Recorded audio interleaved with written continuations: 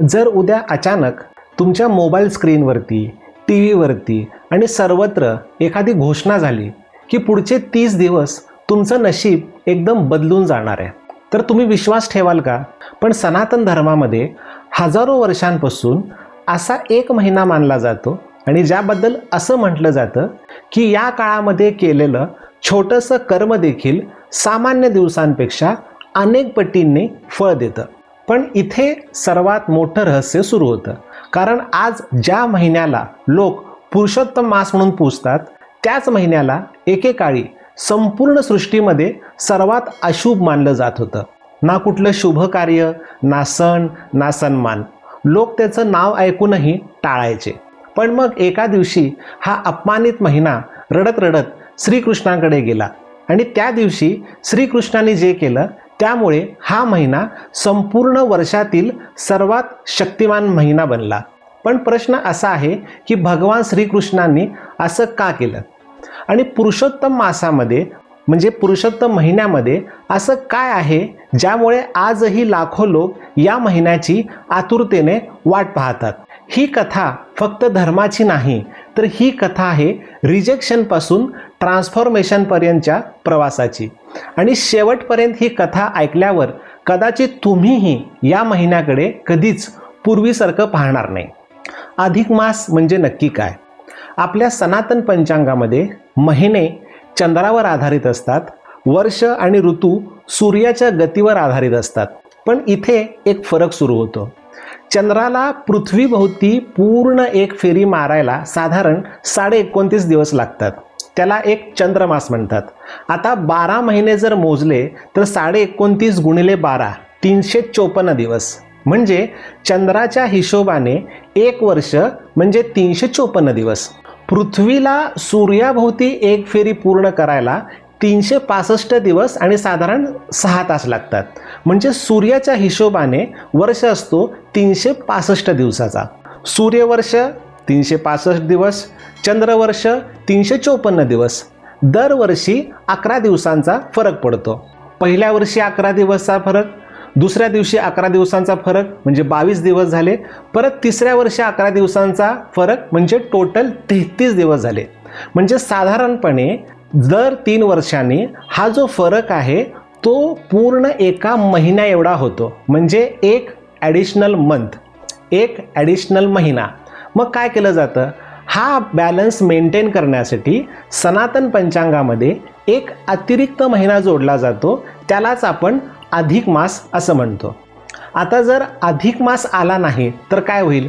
समजा हे करेक्शन झालं नाही तर काही वर्षानंतर दिवाळी ही उन्हाळ्यामध्ये येईल, होळी ही हिवाळ्यात जाईल आणि श्रावण कुठल्या तरी वेगळ्याच ऋतूमध्ये येईल. म्हणजे पूर्ण ऋतूच बदलून जातील. म्हणून आपल्या ऋषींनी हजारो वर्षांपूर्वी ही अत्यंत इंटेलिजंट करेक्शन सिस्टीम तयार केली. आता इथे अजून एक महत्त्वाची गोष्ट आहे. जेव्हा सूर्य एका राशीतून दुसऱ्या राशीमध्ये जातो त्याला संक्रांत म्हणतात.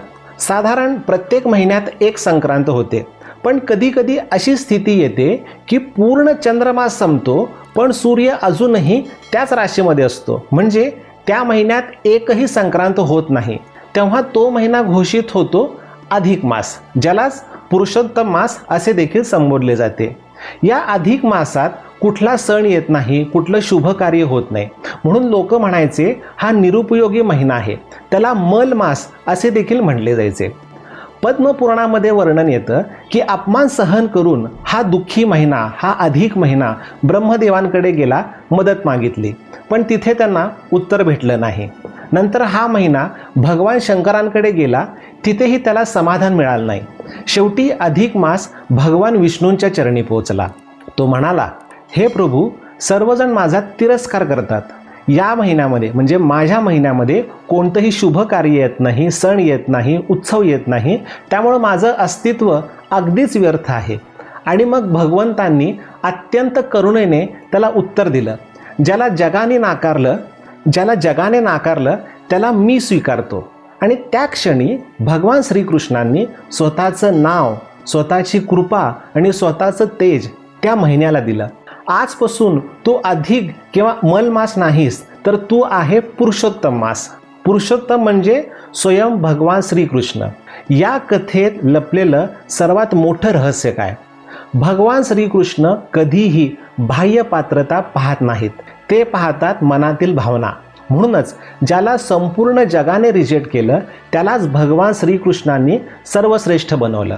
आणि कदाचित म्हणूनच पुरुषोत्तम मास ही फक्त एक तारीख नाही आहे, तर ती स्वतःला पुन्हा भगवान श्रीकृष्णांशी जोडण्याची संधी आहे.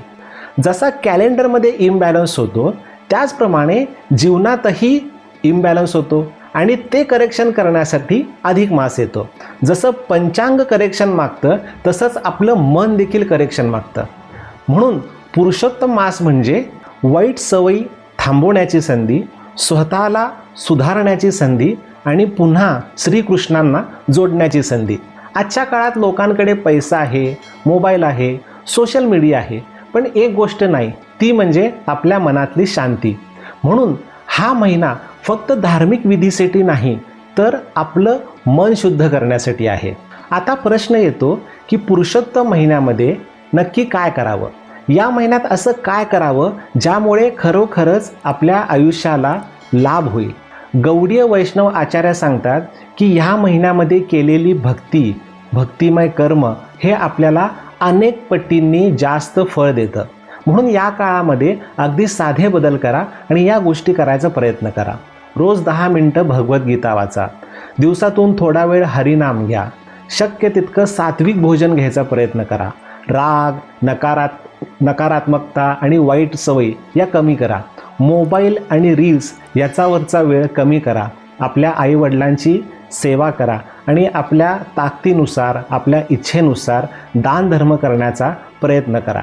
आणि सगळ्यात महत्त्वाचं, दररोज थोडा वेळ भगवान श्रीकृष्णांचं स्मरण करा, त्यांच्याबद्दल ऐका, त्यांच्याबद्दल वाचा, त्यांचा आश्रय घ्यायचा प्रयत्न करा. कारण पुरुषोत्तम मासाचा खरा अर्थ स्वतःला अपग्रेड करणं असा आहे. लोक जिममध्ये बॉडी बनवतात, पण हा महिना आपला मन आणि आत्मा मजबूत करण्यासाठी आहे. आणि सगळ्यात महत्त्वाची आणि विशेष गोष्ट, या महिन्यात अगदी छोटासा प्रयत्न देखील भगवंत फार मोठ्या प्रेमाने स्वीकारतात. मित्रांनो, पुरुषोत्तम मासाची कथा आपल्याला एक सर्वात मोठं सत्य शिकवते. जग तुम्हाला कमी समजू शकतं, लोक तुम्हाला रिजेक्ट करू शकतात, तुमच्यामध्ये कमतरता असू शकते, पण श्रीकृष्णांसाठी कोणीही निरर्थक नाही. ज्याला संपूर्ण सृष्टीने नाकारलं त्यालाच भगवंतांनी स्वतःचं नाव दिलं. मग आपण आणि तुम्ही कोण आहोत निराश होणारे? कदाचित हा महिना तुमचं नशीब बदलण्यासाठीच आला असेल. म्हणून या पुरुषोत्तम मासात थोडा वेळ स्वतःसाठी द्या, थोडा वेळ भगवंतासाठी द्या. कदाचित तुमच्या आयुष्यातील सर्वात मोठा बदल इथूनच सुरू होईल. धन्यवाद. हरे कृष्णा.